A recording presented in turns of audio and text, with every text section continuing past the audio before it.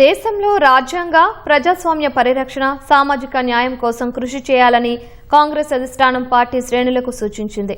ఈ మేరకు ఢిల్లీలో కాంగ్రెస్ ప్రధాన కార్యదర్శులు, రాష్ట్ర వ్యవహారాల ఇన్ఛార్జీలు, రాష్ట్ర పార్టీ అధ్యక్షులతో అత్యవసర సమావేశం నిర్వహించింది. కాంగ్రెస్ అధ్యక్షుడు మల్లికార్జున ఖర్గే, అగ్రనేత రాహుల్ గాంధీ, ప్రియాంక గాంధీ హాజరై నేతలకు దిశానిర్దేశం చేశారు. దేశంలో ప్రస్తుత రాజకీయ పరిస్థితులపై చర్చించిన కాంగ్రెస్ నాయకత్వం భవిష్యత్తు కార్యాచరణపైన సమాలోచనలు జరిపింది. ప్రస్తుతం దేశం అధిక ద్రవ్యోల్బణం, నిరుద్యోగం, పరీక్షల నిర్వహణలో కుంభకోణాలు, సామాజిక అసమానతలు వంటి అనేక సమస్యలను ఎదుర్కొంటోందని ఖర్గే సామాజిక మాధ్యమం ఎక్స్లో పేర్కొన్నారు. దేశంలో దశాబ్దాలుగా నిర్మించుకున్న కీలకమైన వ్యవస్థలు బలహీనమైపోయాయని ఆవేదన వ్యక్తం చేశారు. ఈ పరిస్థితుల్లో రాజకీయ పోరాటంతో పాటు రాజ్యాంగ ప్రజాస్వామ్య పరిరక్షణ, సామాజిక న్యాయం కూడా కాంగ్రెస్ బాధ్యతేనని ఖర్గే తెలిపారు.